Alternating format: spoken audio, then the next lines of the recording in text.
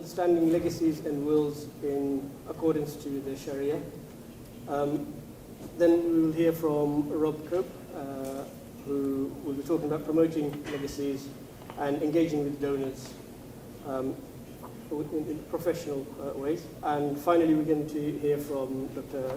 Akhlaq Hussain, who will talk about high net worth individuals and their charitable giving. So, without further ado, I'll ask Brother Harun to present. Assalamu alaikum. First of all, thank you all for your attendance. Without your attendance, these events are not possible. Inshallah, I pray it's successful. My name is Harun Rashid. I'm a director of iWill Solicitors, of iWaqf, and trustee of the Charitable Trust, iWaqf Charitable Trust. So there's a lot of I's there. I'll clarify that the iPhone, any geeks in the audience, any techs, when was the iPhone released? 2007. 2007, I knew there'd be one, yeah. iWill Solicitor started before the iPhone. Only a few months, but it did. So just thought I'd get that disclaimer out there just in case we get sued there. So my journey started at iWill Solicitors 5 years ago, and that was in 2007. 5 years ago, I set up a company called iWaqf, and 3 years ago, set up the charitable trust called iWaqf Charitable Trust Foundation. So a little bit about iWill Solicitors and why is it important? Because there's a lot of charity people here, and this is a law firm, and I get my income from the law firm. First of all, the journey started with my own Islamic will. I qualified as a lawyer in 2000, I was doing wills, and I did not know anything about Islamic wills at all. And then I came across, cut a long story short, came across Islamic wills and then researched their field, and no firm in the country was offering an Islamic will service. So naturally, being a wills lawyer, I wrote my own Islamic will, and I thought, there's a gap in the market here, and I went on to write my own Islamic will, and then, to cut a long story short, set up iWill Solicitors, which predominantly deals with wills for the Muslim and non-Muslim community. So that's where iWill started, where pretty much the journey of Islamic finance perhaps started 20 odd years ago. Since then, we've trained lawyers on Islamic wills, we've trained ulama or spoken with ulama on Islamic wills to make sure that the Islamic will service we offer is correct. Now, there's lots of will writers out there, but Islamic wills is very particular, and there's very few Islamic will writers out there. So we've had over 15 years of experience. Our average estate size is probably near £500 million. But we deal with all sorts. So we'll deal with a little old lady who's got one house, leaving to her children, compared to those who are high net, who've got many millions in the bank. And the average gift to charity we find, and this is the relevant aspect, is probably about 2% of the estate value. And I did a study many years ago of my first 20 or so clients, but I'll come back to that in a while. So where does this fit in the Sharia context? Now, in the Sharia context, the first thing I came across when I wrote my Islamic law was a hadith of the Prophet ﷺ, who said that it is the duty of every Muslim who has anything to bequeath not to let 2 nights pass without writing a will about it. And the narrator of that hadith didn't let 1 night pass. So this is the importance that the Sharia has, this is the importance that our deen has on writing wills. And again, inshallah, if I have the time, I'll be able to explain in brief terms how that is so important.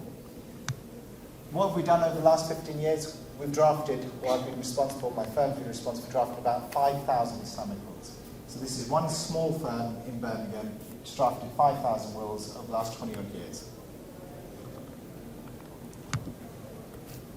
Now, what we found is that 75 to 90% of the Muslim community, when prompted, would leave a donation in their will to charity. Now, this is much less than the wider population. Because the wider population, I was doing some research this morning, there's an article in the Guardian newspaper which said that around about 7% of people, or of deaths registered last year, 7% had donations into charity. But in the Muslim community, that 75 to 90% is very relevant, and this is from no mass study, but from empirical research. I've been doing this job for 20 years, I know the figures. But what I also know is that 75 to 90% Muslims don't write wills. And I could embarrass or do a quick study now and ask you to put your hands up if you have your will, but I won't do that. But if you look around, and your conscience will tell you whether you have your will or not. And remember, it is the duty of every Muslim who has anything to bequeath not to let 2 nights pass without writing a will about it. So this is how important it is, but it's always put off. And there's a number of reasons to it, and that's for another seminar. Again, I looked at this table, and this is 2 or 3 years old, so I thought, someone's going to ask me for a source. And I looked into it today, and these figures are correct. I couldn't find the source, but I found similar sources. Save the Children, 7% of their total income in 2018 was from legacies under their wills. Cancer research, £188 million. And then I came across an interesting article today in The Guardian, well, not today in today's Guardian, but I haven't Googled it. And the article mentioned how the top 1,000 charities and what they receive in incomes and how much of that is made up of legacies.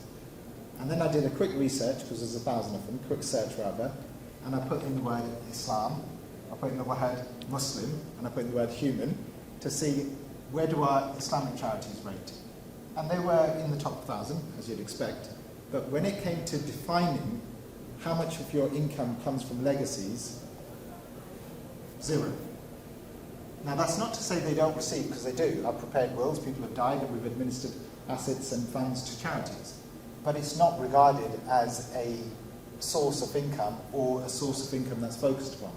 So if there's one takeaway from today, if you learn nothing else, if you think it's a waste of money, and it's not, it's definitely not a waste of money, at least take that away. This is an area that needs to be focused upon, because it's worth, I would say, billions. And the figures themselves represent themselves. Then my journey moved on from I Will solicitors to Waqf. Now Waqf is a permanent endowment. So given something where the capital is preserved, but the income is given for charitable purposes. It's, in my opinion, the best charity to be given. And Muslim charities, again, in my opinion, focus, understandably, a lot on firefighting. But it doesn't mean that you can't sow that seed, and we must sow our seed. And there's a saying of the companion of the Prophet ﷺ, Jabir ibn Abdullah, who said every companion who had the means established a waqf. How many of you have your own waqfs? Again, I won't embarrass you, but I had mine. And it's very easy to set up, and that's where iWaqf Charitable Trust comes into it, but again, I'll plug that a bit later, maybe in the Q&A. So why is waqf so powerful? Now this graph should really explain it all.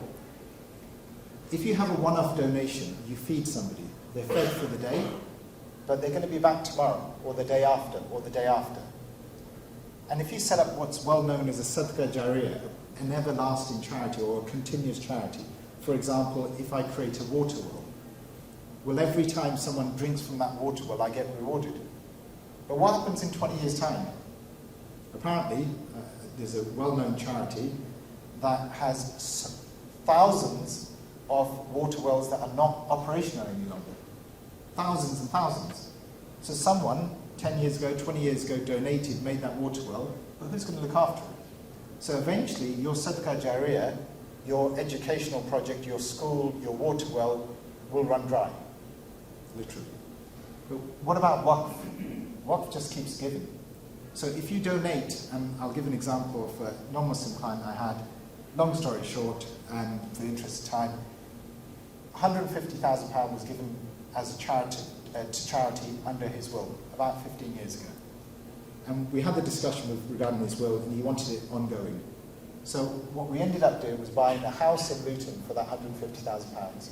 It was managed by trustees, so it's a private trust as opposed to a charity as such. And that house was rented out for £500 a month. And now fast forward 15 years, the value of the house is double, the rental income is double.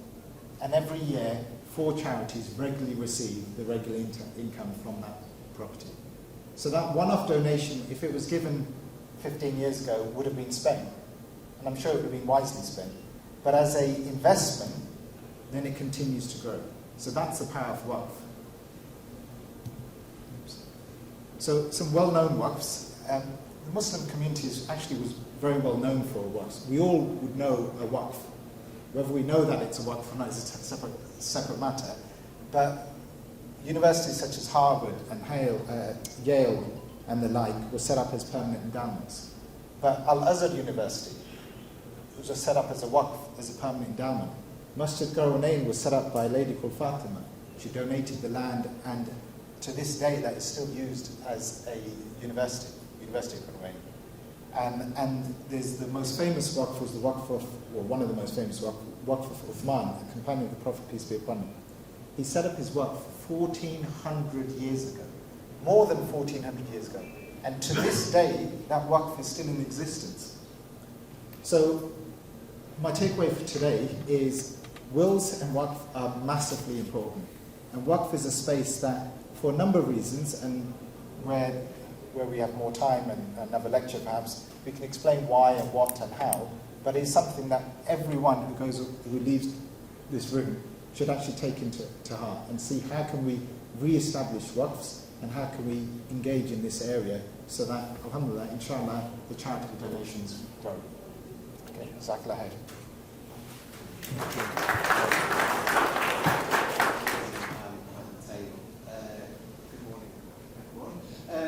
So, as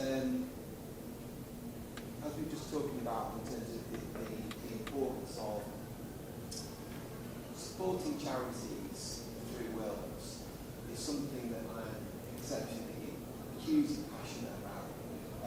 Before I did my current role with the Charities fundraising, I was director of MuslimCharity, and actually my colleague from MuslimCharities over there. So if you've got any questions about that, you can talk to them after the session. But I know. Yeah, sure. Is that better? Sorry. Thank you. Okay. So gifts and wills can be absolutely transformational.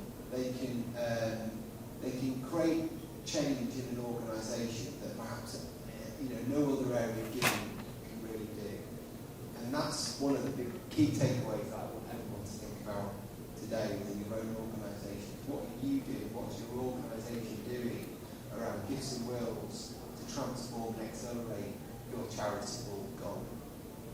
Just want to share this. Currently, Legacies are generating more than £3 billion a year. Just to put that into context, when I started MuslimCharity back in 2010, a while ago now, it was worth about £1.5 million. And it's more than doubled in a relatively short period of time, just over a decade. And that change is incredible. And that's because we are a hugely generous nation. And what's really interesting is you can see this growth over time. And actually, if you think about the opportunity over the next 10 years ahead, so in just over 10 years, in the last 10 years, we've seen it more than double. In the next 10 years ahead, we're probably looking at even bigger figures, huge figures. Why? Because obviously it's that big transfer of wealth from one generation to the next. So think about that as something that is very much at the heart of what people are doing and benefiting from the charities. And also you can see here the number of gifts and wills per year. So this is the number of gifts, so the numbers of charities that individuals have decided that they want to donate to. So not only is the total value going up, but also the number of gifts are also going up. So that's a huge, if you need to go back to your own organisation and make a case for why you should be investing more in Legacies, take these slides and share them with colleagues. They're there for you. I've given them to the organisers here today. The starting point is a case for investment for Legacies. But what's particularly interesting, and I know we're going to come on to about major donors, when we think about the income, and just now you heard about the impact of charities like Cancer Research and Save, almost half of the income of Legacies, of the total market, comes from gifts that are over £200,000. Why is that important? Because actually, like in many things in life, a small number of gifts generates a huge amount of change. And you don't need many of those large gifts to absolutely transform your organisation. So think about all the things that you want to do in your charity, the opportunities there are Legacies, in a way that is perhaps not going to be realised in other areas of giving, particularly around in the next 10 years. So we can see that. And again, I would encourage you to look at the slides afterwards and use this as a case the support and investment within your own organisation, because a few gifts can absolutely transform your organisation. And I think the other thing I would say is that the type of organisations that people give to isn't static, it's forever changing. And those charities that invest and ask and talk about it to their donors are the ones that will benefit in the next 10 years. Pretty much as simple as that. So one of the things I thought was particularly interesting that I wanted to share was an organisation called Clearview did some research last year around exploring diversity in giving. They created this really nice graphic, which again, I'd encourage you to look at in more detail after today's session. But I just drew out some things that particularly struck me. So they talked a lot about how we can bridge diversity in British giving, engaging donors from diverse giving communities. One of the key findings they said was organisations with a deep understanding of communities' history are more likely to establish trust and meaningful engagement with their donors from that community. But secondly as well, that they felt that the participants felt that social and racial injustices play a distinct part in their feelings towards the wider philanthropy and fundraising sector in the UK. And lastly, representation is very important, as many participants felt that they needed that acknowledgement. We certainly see that in other organisations right across the sector. So, when we think about the opportunity for giving, the huge growth in income, but actually the fact that you don't need many gifts to really transform your organisation, and we think about some of the research there in terms of the diversity and how we bridge diversity in British giving, we can think that there's a real case for investment for further accelerating legacy giving within your own organisation. So what does all this mean for you, for legacy fundraising, and how you promote it? Undoubtedly, donors are feeling the weight of rising costs, so we have to think smartly about, they're having to cut back on expenditure and limiting the scope for donations. But as I said, one gift can be transformational. One gift. And the brilliant thing is, you never know where it's going to come from. Maybe that's a good thing, maybe it's not. But it's about the culture within your organisation. Second point is that charities undoubtedly facing a double-edged sword of higher costs. And so it's given us that, while also we're seeing greater demand for our charitable services, the solution again is around legacies, how we think about how we can meet that need. That rising need can only be done by investment in fundraising, and legacies over the next 10 years is going to be a huge opportunity if we're part of it.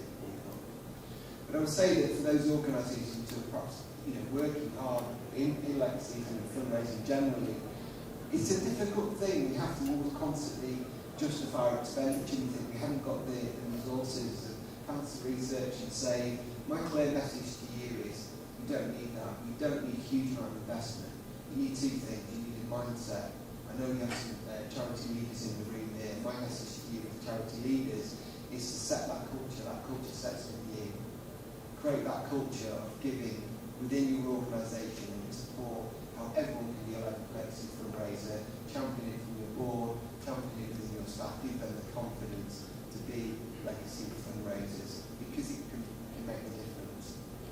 And also, the theme of today is around collaboration, and I would encourage you to think about, collaborating with sectors such as organisations, meetings today, because one great thing about collaboration, it can undoubtedly accelerate support legacies because it's a cultural shift. An organisation like Remember Charity will help you do that, because it will help you to accelerate your areas of knowledge and understanding of how you can embed a culture of legacy fundraising. And if anything has taught us over the last few years, is that as charities we need to be financially resilient. And legacies and thinking about the spread and an opportunity of giving is undoubtedly, I believe, the key to the sector's strengthening resilience over the next 10 years. So with that, I'm going to hand over to our next speaker. Thank you. I think I'm going to take that spot too.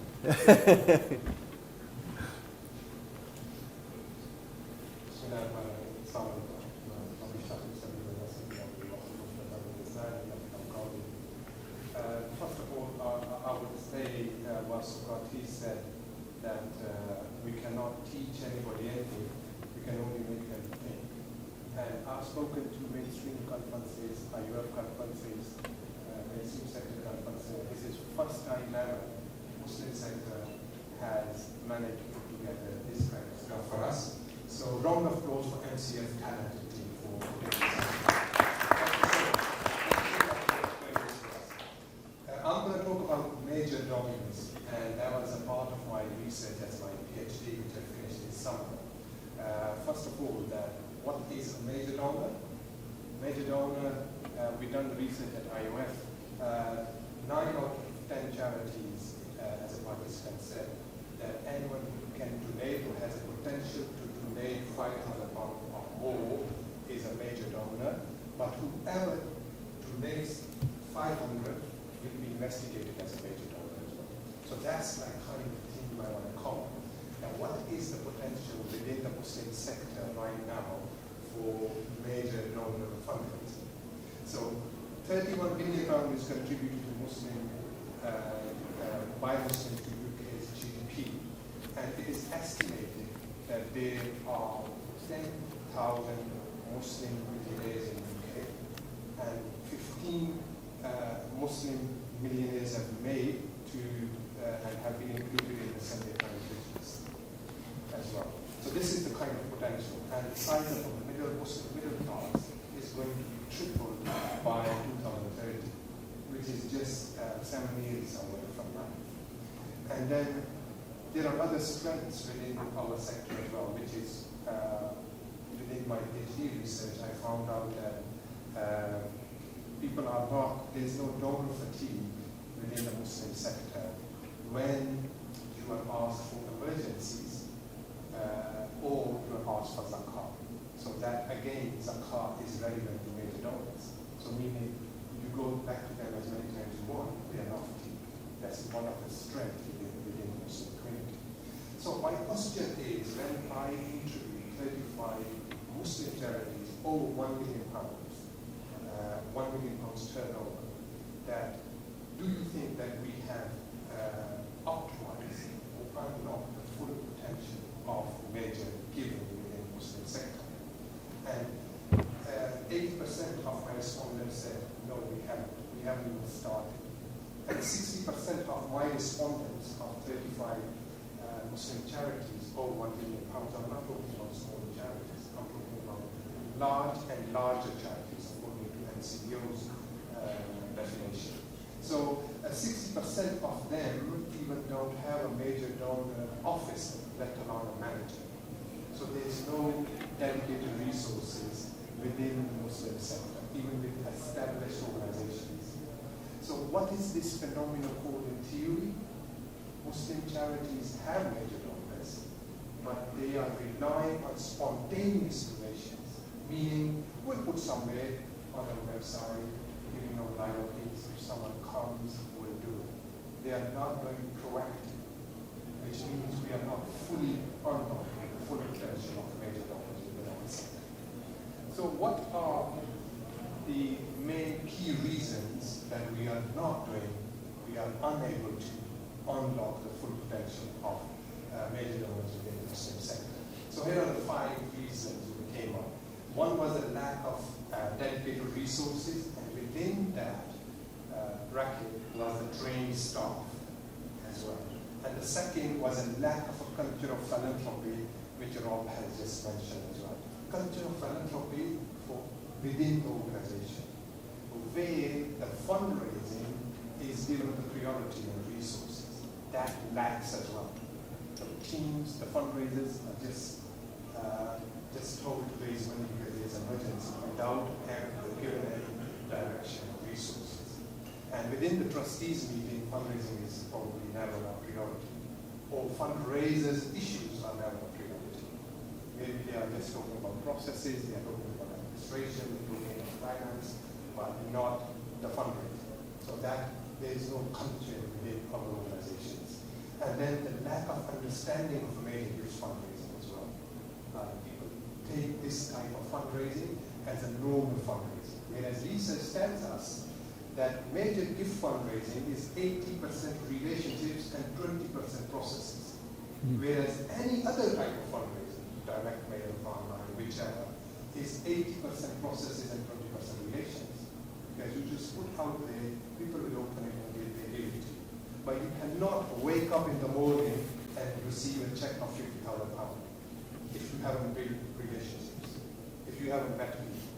This is, you will. People will say, in my research, 5% of charities said, no, we have received £25,000 when we woke up one day. But that's a spontaneous, it wasn't proactive. The way they developed the relationship, and at the end of the relationship, there was a relation. It was just spontaneous. That people heard of them and they related to them. So the number 4 is short-termism within our programs. The offerings we give to the donors is short-term as well. Emergency-driven, that's one of the reasons. And in terms of the expectations from those relationships we have developed, we want money today. You'd rather give me 1,000 today than 5,000 in 2 years' time. I want 1,000.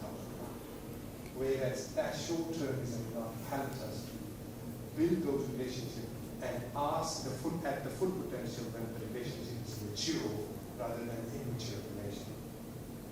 And the number 5 was lack of internal flagging as well.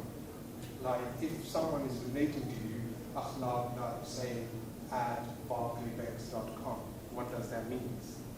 Do you flag those relations to your fundraisers? This person works for a bank. Why is he just giving £10 a month? Why they don't have a door number? And how big is their house? Do we kind of flag that to our fundraising team?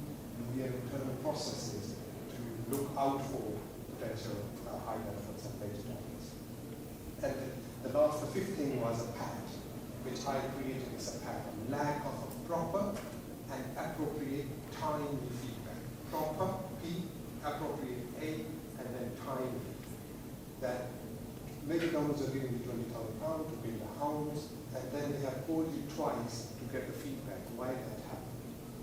Is not being given appropriately and timely.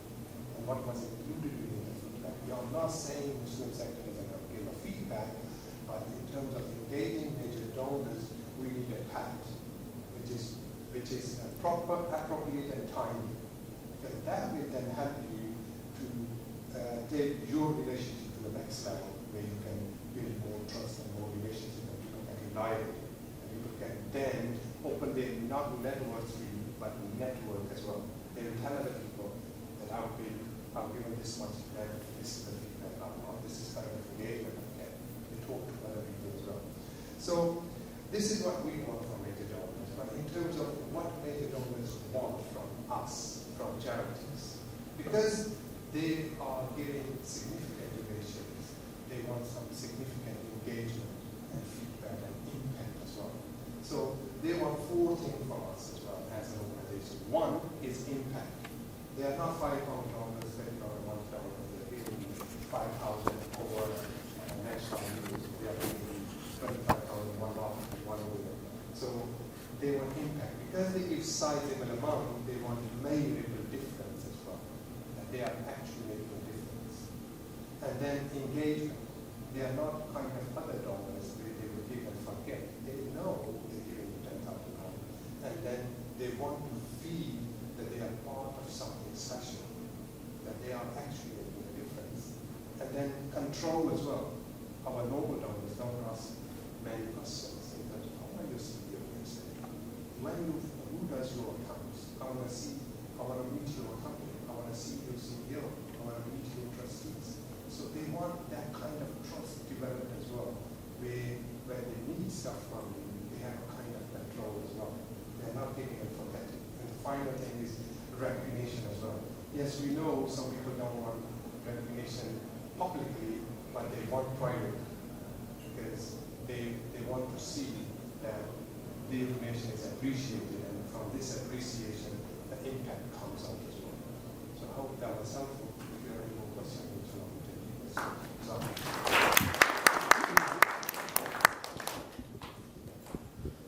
Thank you very much. Dr. Akhlaq. I don't think this mic is working.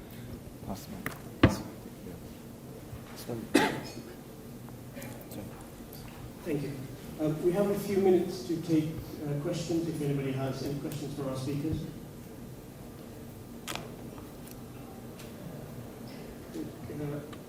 I'll come around the way.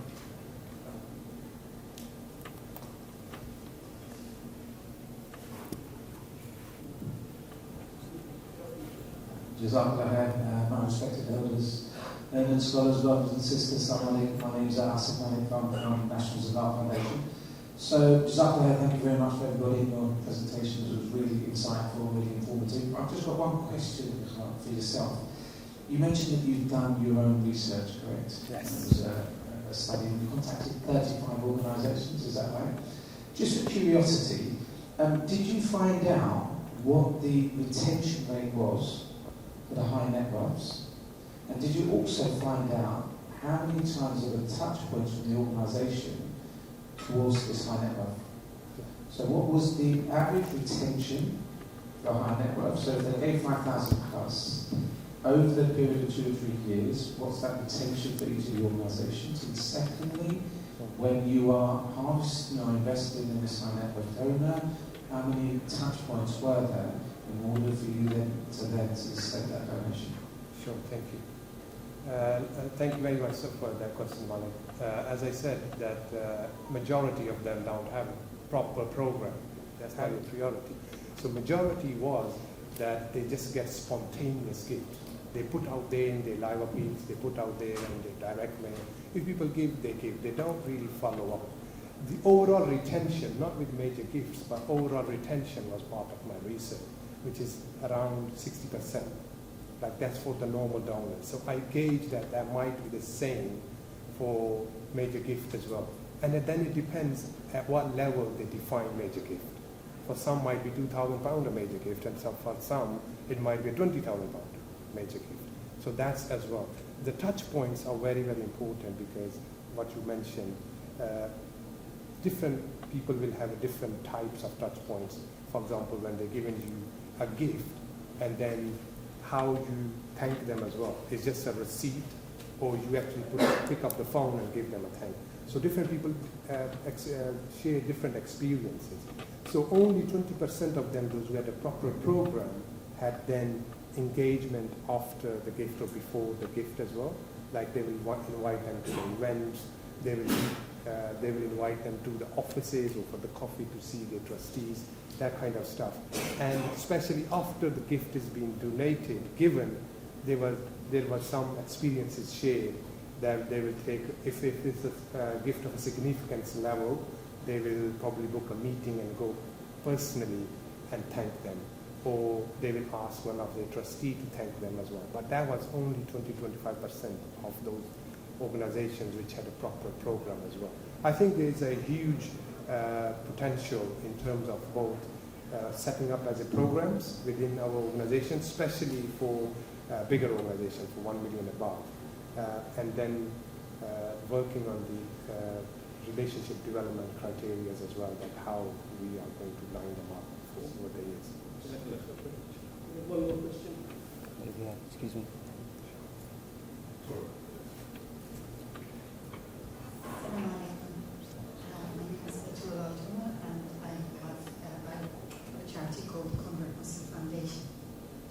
Since Converts to Islam and work with Converts to Islam and support Converts to Islam has been literally obliterated from zakat here in Muslim organisations in the UK, how can we possibly raise our profile significantly in order to be able to encourage or attract wills and legacies? Do you want to take it briefly? Yeah, I'll take it briefly. It's a difficult question. You're asking how do you raise your profile in order to attract gifts and wills and legacies. And I think one of the things mentioned by Rob as well is that if we encourage will writing and we encourage gifting and legacies generally, then all of the charities benefit. It's not necessarily that your charity will benefit. And so when we take instructions, we don't say leave to this particular charity, but if it comes from a source from your charity, if it's directed in that manner, then it's usually reflected back. But otherwise, it's a case of contacting legacy officers or lawyers or the like to say, look, here's our leaflet or here's our campaign, this is the work we do. It's just a case of raising awareness throughout. Once the charity's made more aware, then the donations follow. So there's no special formula. The problem is if we're obliterated from the 8 categories of zakat, of which we are one category here in the UK, how do we raise our profile if we are already obliterated by the Muslim community and by the charity organisations? Yeah, I'm not quite sure how you are obliterated. Can I suggest that we have a separate conversation about this? Maybe. Yeah, more than happy to do so. I think if it's a quick question, we can take one more. It's similar. It was to do with what I'm a trustee of a local Islamic charity in North London, and we're in the process of constructing a new premises Islamic centre for the local community. And what clearly we can't use the zakat funds, which are restricted towards the construction of the mosque Islamic centre. So my question to you was in relation to the waqf, and I mean, how do we do that mostly to do with sort of the zakat? Is that the source of the zakat funds, or how? I mean, and also what can we do as a charity to try to encourage more waqf foundations within local community members? What steps we can take? Yeah, so it's a good question. Essentially, if we go back 25 years ago, no one was writing wills. Muslims weren't writing wills as a general rule. So that's the first aspect, to raise the awareness to, as Rob has mentioned as well, legacies are important for charities. Raise that awareness for people to write wills. Then waqf, no one had their own waqf. No one in this room has their own waqf. Very unlikely to. But once that knowledge and that dissemination is out there, then it will grow. And it's a case of planting that seed. 10 years ago, pre-National Zakat Foundation, the common perception was zakat is given abroad. And that narrative changed to understand that we need to give zakat locally. So what iWaqf faces the challenge of an education of the community to say waqf is a powerful form of giving. And for projects such as you've highlighted, it's perfect. You can crowdfund potentially, you can sell one aspect, £1,000 a shot, £100 a shot, for someone to buy that building, and that is their waqf forever. That's your waqf. So there's a lot of initiatives, but waqf is a word that wasn't really used 5-10 years ago. If you look at the Charity Commission website, how many charities have been set up in the last 5 years with the word waqf? It's probably more than have ever been set up. So it's one of these that education needs to be raised. That's initiatives like this for wills and waqf, and then engagement with the right personnel. Thank you to all of our speakers for this evening and to all of you for attending. If you have any more questions, I'm sure the speakers will be around outside. You can approach them. And also their details are on the MCF website, so you can go there and you can find out. So I think that's all we have time for. Thank you very much for this evening.